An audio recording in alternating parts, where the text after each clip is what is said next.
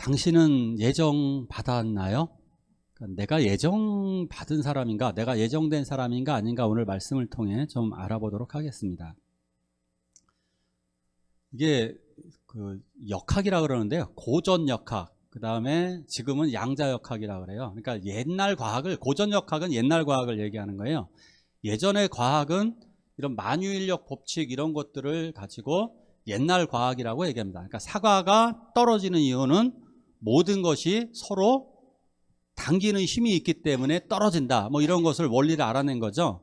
이것 때문에 뭐냐면 모든 것은 다 정확하게 알아낼 수 있다는 거예요. 이 원리가 있기 때문에, 원리가 다 정해져 있기 때문에 이걸 다 알아낼 수 있다, 이런 생각을 주장했던 대표적인 과학자가 아인슈타인이에요. 아인슈타인은 모든 것이 다 결정되어졌기 때문에 사실상 하나님이 미래의 설계 속에서 다 결정된 대로 우주가 나아가고 있다라고 하는 결정론을 가지고 있었어요. 한마디로 결정되었다는 거예요. 다 하나님의 계획 속에. 이게 아인슈타인이 갖고 있는 생각이었는데 새로운 과학자들이 나타나면서 양자역학이라고 하는 걸 주장했어요. 근데 이게 뭐냐면, 양자역학은 뭐냐, 한마디로 요 바깥을 도는 것이 전자인데 이 전자애들은 갑자기 나타났다 사라지고 우리가 바라보면 얘네들이 이상한 행동을 한다는 거예요. 바라보면 없어지고 안 바라보면 나타나기도 하고 막 이러는 거예요. 이걸 한마디로 불확정성의 원리, 그러니까 확정되지 않았다는 거예요. 얘네들은 알 수 없다는 거예요. 자, 지금의 과학은 한마디로 알 수 없다는 거예요. 결정되지도 않았고 모르겠다라고 하는 게 지금 과학자들이 가지고 있는 생각이에요. 자, 그런데 우리 하나님께서는, 저는 확신을 하고 있는데 이 전자들이 어디로 갈지 아무도 몰라요. 어디서 나타날지도 아무도 몰라요. 하지만 하나님은 그것까지도 알고 계신다. 아멘이십니까? 아멘입니다. 불확정적으로 보여지는 것은 사람들이 생각하는 거고 하나님은 그것조차도 알고 계신다라고 하는 것, 그것이 바로 하나님의 절대적인 능력이고 하나님의 주권인 것입니다. 자, 우리가 이제 예정이라고 하면, 자, 이제 당신은 예정받았어요, 당신은 예정되었어요 라고 이야기하면, 당신은 구원받기로 예정되었습니다 라고 이야기하면 가끔씩 이런 행동을, 이런 말을 하시는 분들이 있어요. 목사님, 그러면 저는 아무것도 안 해도 되겠네요. 내가 어차피 구원받기로 예정된 거라면 내가 무슨 짓을 하든 내가 어떻게 하든 구원받는다는 얘기 아닙니까? 그러면 난 아무것도 안 해도 되겠네요 라고 이야기를 합니다. 맞는 말일까요? 나는 아무것도 안 해도 되고 하나님이 마치 구원하시기로 작정을 하셨으니까 나는 어떻게 해도 될까요? 그렇진 않습니다. 예를 들어서 이렇게 말씀드릴 수 있습니다. 저는 결혼을 해서 아이를 둘을 낳기로 생각을 했습니다. 아이를 둘을 낳았으면 좋겠다. 그래서 첫째 아이는 무조건 낳으면 선율이라고 지어야 되겠다. 둘째 아이를 낳게 되면 무조건 이 아이는 은율이라고 지어야 되겠다 라고 계획을 세웠습니다. 그래서 이 아이를 낳게 되면 학교를 보내고 어떻게 키울 것을 계획을 다 가지고 있었습니다. 우리 대부분 그런 계획을 갖고 있잖아요. 그리고 뭐 유산이 있으면 유산까지 물려주고, 저는 돈이 없으니까 꼭 내 자녀들에게 신앙의 유산을 꼭 물려주겠다라고 하는 계획 속에서 출산을 하였습니다. 계획 출산입니다. 그냥 무턱대고 어느 날 얼떨결에 나온 게 아니라 하나님의 계획 속에서 아이가 만들어지게 된 것입니다. 자, 저는 계획을 다 가지고 있어요. 그래서 8살이 되어서 학교에 입학도 시켰고 20살이 되어서 대학도 들어가게 했습니다. 이건 계획 속에 다 이루어졌습니다. 자, 그런데 삶은 누가 살아가야 될까요? 사는 건 본인이 살아가는 거예요. 하나님은 구원의 계획을 다 세우셨습니다. 나머지 삶은 내가 살아가는 것입니다. 하나님께서는 구원의 계획을 아주 철저하고 촘촘하게 세우셨습니다. 오늘 말씀에도 이렇게 나와져 있습니다. 그리스도 안에서 모든 일을 그의 뜻에 결정하시는 이의 계획에 따라서 우리가 예정을 입었다라고 하는 것입니다. 자, 예정을 이런 순서로 진행을 합니다. 먼저 우리를 구원하시기로 예정, 계획을 세우셨습니다.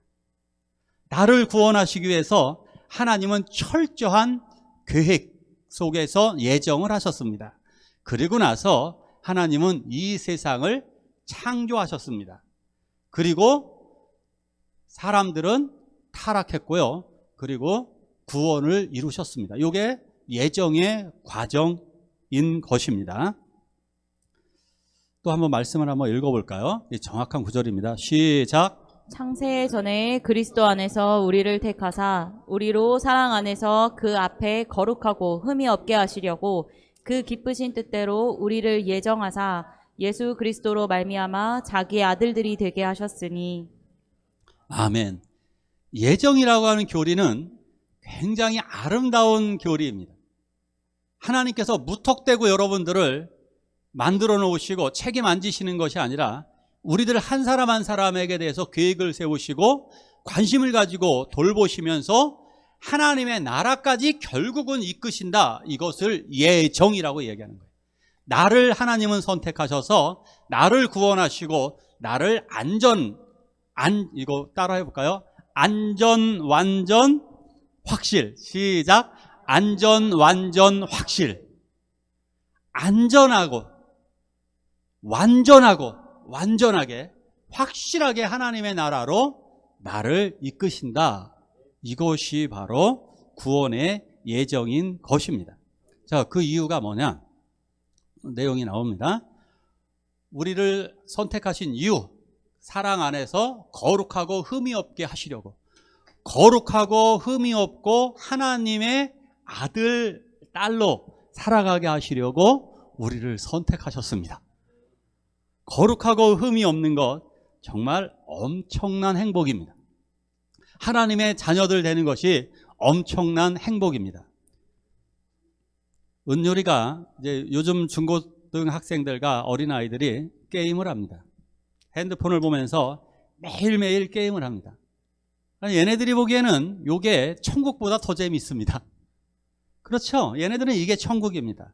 이것만 있으면 내 시간을 자유롭고 재미있게 보낼 수가 있습니다. 얘네들은 이게 행복이라고 알고 있습니다. 맞습니까? 이게 진짜 완전한 행복이고 이게 온전한 행복이고 이게 대단한 행복입니까? 우리 어른들은 알잖아요. 아니 그거 아닌데. 그래? 그것이 너 완전하고 온전한 행복이라면 너 지금부터 먹지 마.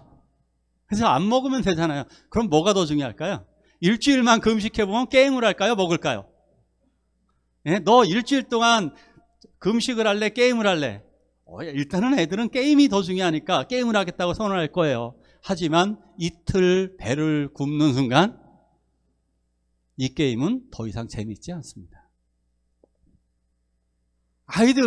우리들은 이 세상에서 착각하고 살아가고 있기 때문에 돈을 벌면 조금 더 행복한 것 같고 내가 조금 TV를 바라보고 있거나 내가 차를 좀 더 좋은 거 타면 내가 조금 행복하고 쾌락을 느낄 수 있을 것 같지만 그 쾌락은 요만한 것에 불과합니다. 늘 제가 강조하지만 부활의 그 기쁨, 하나님의 나라의 기쁨은 우리가 안고 있는 이 기쁨의 수천만 배 이상이라는 사실을 기억하시기 바랍니다. 그 엄청난 생명의 기쁨이 있기 때문에 우리들은 이 세상의 것에서 만족하지 못하는, 그래서 하나님이 거룩한 게 엄청난 행복인데 사람들이 몰라서 그래요. 흠이 없는 게 얼마나 놀라운 행복이고 하나님의 아들, 딸이 되는 것이 어마어마한 행복인데 세상 사람들은 이것을 모르고 있습니다.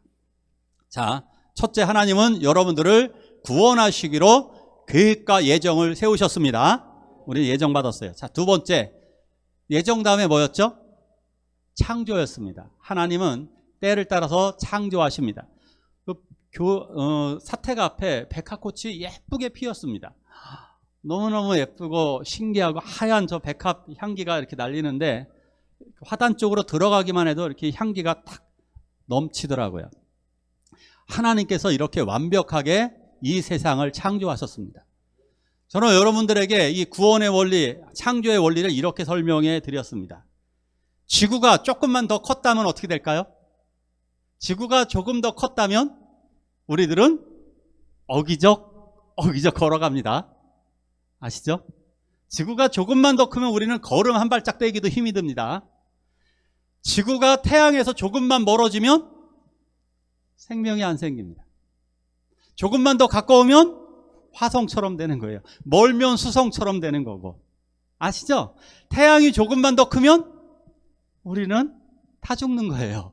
태양이 지금보다 조금만 더 작으면 얼음덩어리가 되는 겁니다. 지구가 지금보다 조금만 더 크면 바다에 물이 넘쳐가지고 우리 다 죽습니다. 지구가 조금만 더 작으면 바닷물이 썩어버려서 우리가 숨을 쉬지 못합니다. 이해가십니까? 달이 조금만 가까워도 죽고 조금만 멀어도 죽어요. 한두 가지가 아닙니다. 이렇게 철저하게 하나님은 우리를 위해서 계획을 세워놓으셔서 아름다운 창조를 이루셨습니다. 그래서 이 찬양이 맞는 거예요. 너를 위해 저 별을 만들고 세상을 만들었어요. 나를 위해 저 아름다운 별까지도 다 창조하신 줄 믿으시기 바랍니다. 자, 그리고 세 번째, 인간이 타락했습니다. 이제 우리 윤혜 선생님에게 한번 물어볼게요. 조윤혜 집사님에게. 온유와 유겸이가 이제 조금 지나면 사춘기에 돌입할 것입니다. 그 아이들이 어떻게 행동할까요? 다 알고 있어요? 모르고 있어요? 알고 있습니다. 우리 선생님들은, 학교에서 아이를 가르치셨던 선생님들은 다 알고 있습니다. 얘네들이 사춘기에 돌입하면 어떠한 행동을 할 거라는 거 다 알고 있습니다. 예, 타락할 거라는 거 하나님 다 알고 계십니다. 우리가 죄 지을 것도 역시 알고 계십니다. 예, 그렇다는 거 다 알고 있습니다. 그렇죠? 하나님은 왜 그런데 선악과를 만드셨어? 예, 구원을 보여주시기 위함입니다. 하나님의 뜻을 나타내기 위함입니다. 그러는 거 다 알고 계십니다. 우리들은 아이를 키우다 보면 언제인가 타락의 시점이 오고 아이들이 부모에게 반항한다라는 거 알고 있습니다. 그것을 부모는 어떻게 해야 됩니까? 자, 아이들이 사춘기를 안 겪게 하는 좋은 방법이 하나 있습니다. 어떻게 하면 아이들은 사춘기를 안 겪을까요? 안 겪을 수 있는 방법이 있습니다. 군대처럼 가르치면 됩니다. 두들겨 패면 됩니다. 절대로 웃지 않고요. 그냥 기계처럼 키우면 아이들은 그런 생각조차 못합니다. 진짜 이건 확실합니다. 아이들을 로봇처럼 가르치잖아요. 철저한 군대 사회로 가르치면요, 아이들은 사춘기라는 생각을 해볼 틈이 없습니다. 그냥 그렇게 기계처럼 교육을 받으면요, 로봇처럼 되어집니다. 이런 사례들은 너무너무나도 많죠. 왜 캄보디아 같은 데는 아이들을 괴물처럼 가르치잖아요. 그래서 폴포트가 200만 명 죽일 때, 예, 얼마든지 그렇게 로봇처럼 가르칠 수 있습니다. 그것이 옳은가요? 자유롭게 냅두는 게 나은가요? 여러분, 어떻게 가르치겠습니까?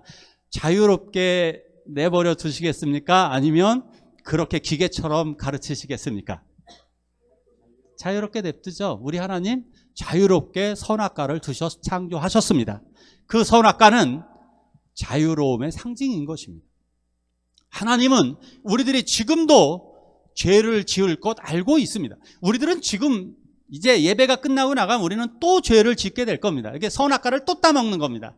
예, 그럼에도 불구하고 하나님은 또 찾아오실 것입니다. 그럼에도 불구하고 우리들을 또 용서하시고 이해하여 주실 것입니다. 그러나 다만 하나님은 말씀하실 것입니다. 예, 그렇게 하지 않는 것이 좋다라고. 그렇게 하지 말라고, 때로는 엄격하게, 때로는 부드럽게, 때로는 타일르듯이 말씀을 하실 것입니다. 자, 그리고 마지막 네 번째로 구원입니다. 마지막 네 번째, 예수 그리스도를 통해서 이 땅에 예수님을 보내주시고 우리를 구원하여 주신 것입니다.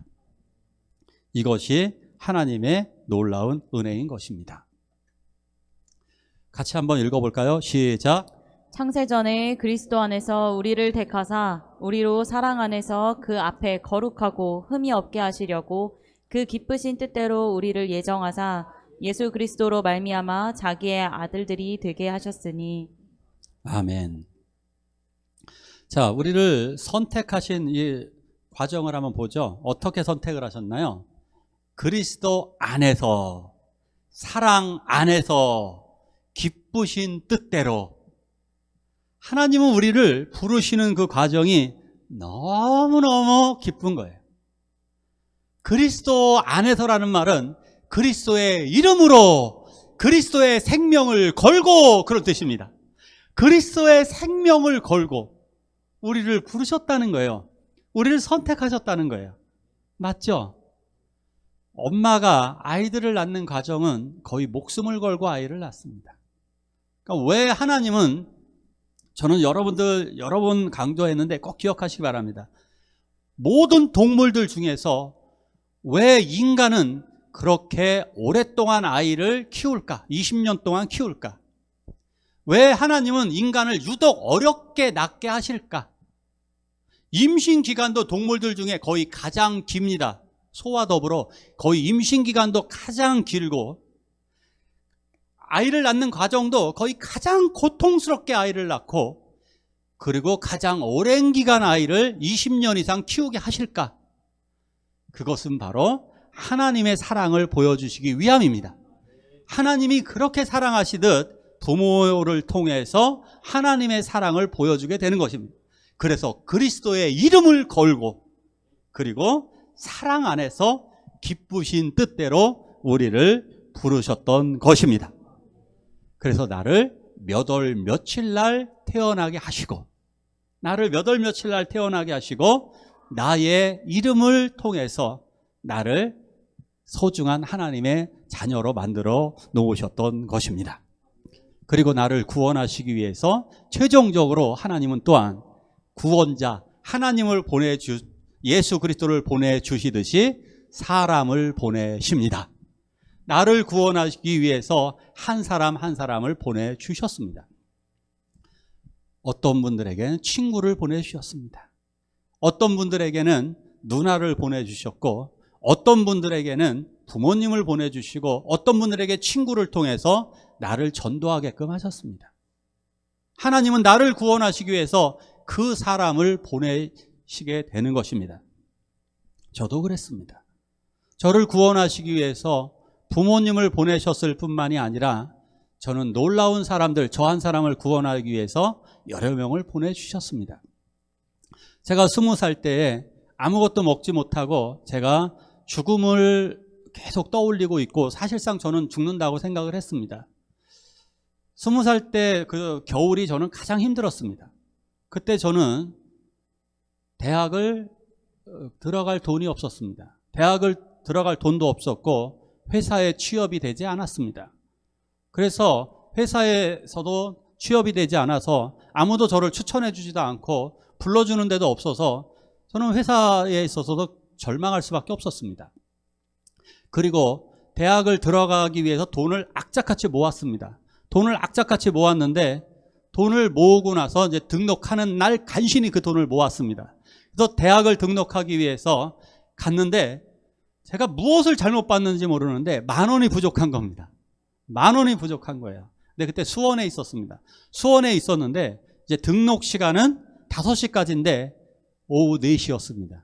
제가 4시에 간신히 시간을 내서 간 거기 때문에 제가 어떤 방법이 없었습니다. 1시간 안에 10,000원을 제가 획득을 해야 됩니다. 어떻게 해야 될까요? 문제는 바깥에 겨울비가 내리고 있었습니다. 겨울비가 내리고 있는데 전화 박스에 서 있어요. 그래서 저는 그 전화를 걸어서 제 가장 친한 친구에게 전화를 걸어서 10,000원만 가지고 와달라고 이제 전화를 해야 되는 겁니다. 가장 친한 친구에게 전화를 걸기 위해서 기다리고 있었습니다. 공중전화. 그런데 2시간 동안 기다리고 있는데 그 누구도 저에게 우산을 씌워주지 않는 것입니다. 2시간 동안 우산을 씌워주지 않기 때문에 저는 그 겨울비를 다 맞았습니다. 팬티까지. 그러는 시간, 착각 시간이 흘러서 저는 등록 시간을 결국 넘기고 말았습니다. 저는 절망하고 말았습니다. 몸이 사실 그날 굉장히 아픈 날이었거든요. 감기 몸살 다 걸린 상태에서 저는 2시간 비를 맞고 있으면서 그때 절망감이 몰려왔습니다. 나는 취업도 안 되고, 그리고 대학 등록할 돈도 없고, 아무도 날 돌보는 것 같지 않고, 몸은 나쁘고 이제 하나님도 날 버렸다고 생각을 했습니다. 그래서 저는 그날 그래, 이대로 가면 그냥 오늘 딱 죽으면 좋겠다. 그리고 2, 3일 후에 저는 먹지도 못하고 역시 집에서 이렇게 5일 동안 누워 있었습니다. 그때 하나님께서 정말 기적을 보여주십니다. 11시였습니다. 정확히 11시. 지금도 기억하는 그 11시입니다. 그 11시에 바깥에 문을 두드리는 소리가 들렸습니다. 대문 밖을 계속 두드리는 겁니다. 바깥에 그 누나와 목사님이 찾아오신 겁니다. 그 누나는 기도를 하는데, 교회를 위해 기도하는데 단 한 사람이 생각나더랍니다. 단 한 사람. 그 한 사람은 바로 저입니다. 왜 현무 얼굴이 떠오를까? 그 누나하고 별로 친한 사이도 아닙니다.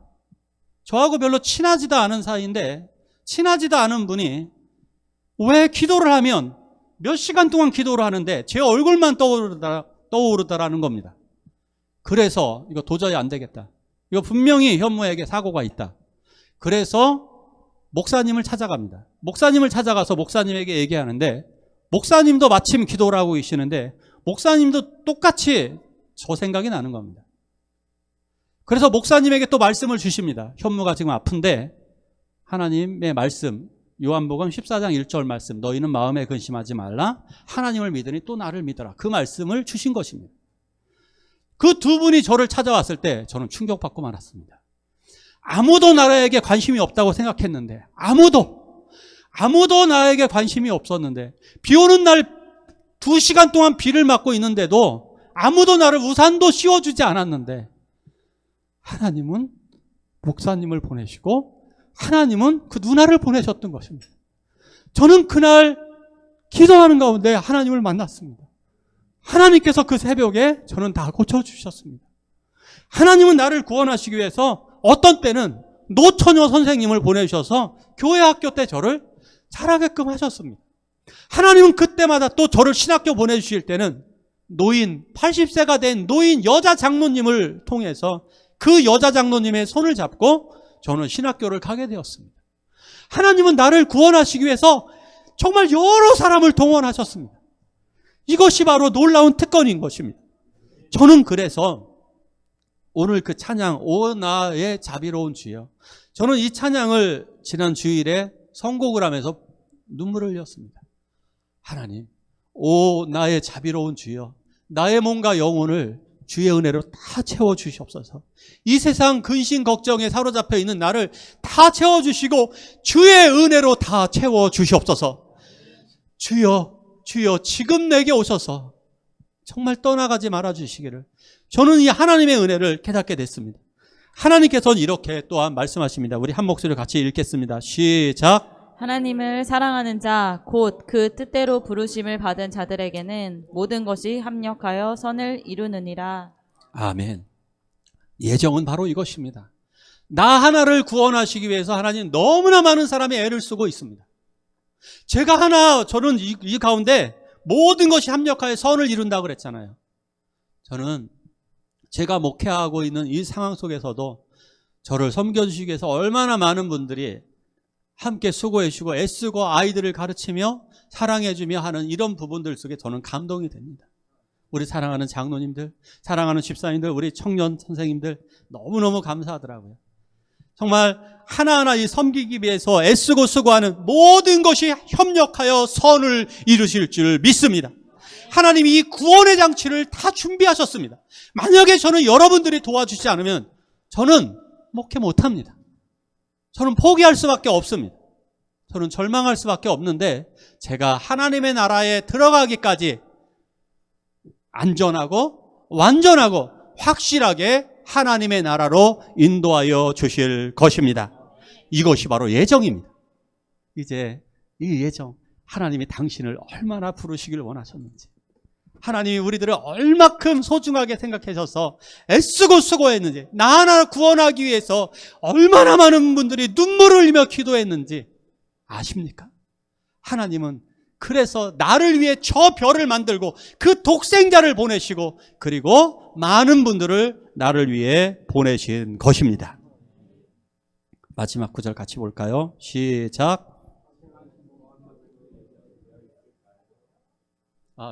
구절을 제가 좀 실수했네요. 제가 읽어드릴게요. 우리를 구원하시되 우리의 행한 바 의로운 행위로 말미암지 아니하고 오직 그의 긍휼하심을 쫓아 중생의 씻음과 성령의 새롭게 하심으로 새롭게 하심으로 하셨으니 우리를 구원하실 때 이제 나의 행위는 없습니다. 하나님이 예정, 계획하시 철저한 그 계획도 그냥 계획이 아니라 철저하게. 그래서 저를 만나기 위해서 몇 월 며칠 날 기다리고 계시는 거예요. 몇 월 며칠 몇 시에 나를 낳게 하시고 몇 월 며칠 날 몇 시까지 나를 계획하셔서 그 사람을 만나게 하시고, 그리고 그런 정말 장로님, 여자 장로님을 통해서 하나님의 주의 종으로 부르시고 또 일하게끔 하시고, 이런 놀라운 행위들, 그래서 좋은 교수님들도 만나게 하시고 좋은 성도님들도 만나게 하신 이런 모든 것, 그래서 나를 통해서 결국 중생의 시승과 성령의 새롭게 하심으로 우리를 새롭게 하셨습니다. 그래서 예수 믿는 자들은 새롭게 되는 것입니다. 뭐가 새로워지느냐? 생각이 새로워지게 됩니다. 그러니까 말이 새로워지고 행동이 새롭게 변하는 것인 줄 믿으시기 바랍니다. 우리는 이렇게 새롭게 변화되어졌습니다. 자, 당신은 구원받기로 예정되어져 있을까요? 저는 이렇게 대답하겠습니다. 당연합니다. 나를 위해 철저한 예정이 있었습니다. 이상구 박사님을 대신 간증하고 오늘 예배를 마칠까 합니다. 이상구 박사님, 이분이 엔돌핀 박사로 되게 유명합니다. 엔돌핀을, 우리나라에 엔돌핀하고 소개하신 분이 이상구 박사님입니다. 이 이상구 박사님이 박사이다 보니까 믿을 수가 없는 겁니다. 이분이 얼떨결에 친구를 따라서 교회를 나갔는데 신앙을 버리게 됩니다. 왜냐하면 어디서 버리냐면 교회 가서 교회 간 그날 자기가 처음 본 성경을 딱 펼쳐서 보았는데 하필이면 그 성경 구절이 이것이었습니다. 노아는 950세를 살았더라. 거기서 이분이 딱 의학 박사인데, 자기가 의학도인데 말이 되는 소리 해야지. 어떻게 950살을 인간이 살아요? 이거는 도대체 이해할 수 없다고 해서 신앙을 버렸습니다. 그 이후로 교회를 안 갔습니다. 다른 거, 예수님이 뭐 사랑했다 이런 건 믿겠는데 사람이 950세 산다라고 그러니 이거는 성경은 가짜다라고 생각했던 것입니다.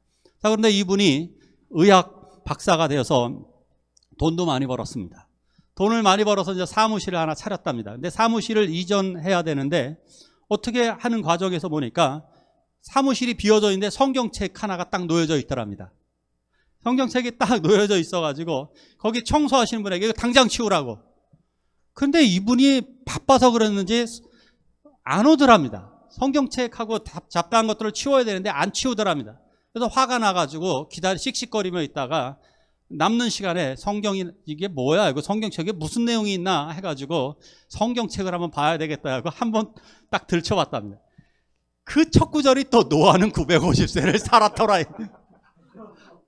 아니, 두 번째 성경을 찾아봤는데 또다시 노아는 950세를 살았더라. 이게 딱 나오더랍니다. 이런 우연이 있습니까? 그래서 이분이 그 순간에 하나님께 이렇게 얘기를 했답니다. 눈 뜨고. 하나님, 당신이 살아있다면 이거 믿게 해주십시오. 당신이 정말 살아계신 분이라면 이거 믿게 해주세요. 놀랍게도 그 순간 믿어지더랍니다. 자기도 모르게 아니 이거 가능하겠는데? 이게 믿어지더라는 거예요. 그때부터 이분이 하나님을 예수로 고백하게 됐다는 거예요. 말도 안 되는 일. 그래서 이분이 얘기하는 거예요. 하나님이 계획하시고 하나님이 예정하심으로 그 하나님의 나라까지 우리를 철저히 예정된 계획 속에 이끌어 가시게 될 것입니다. 기억하십시오. 하나님 당신 결코 포기 안 합니다. 하나님은 당신을 포기하지 않습니다.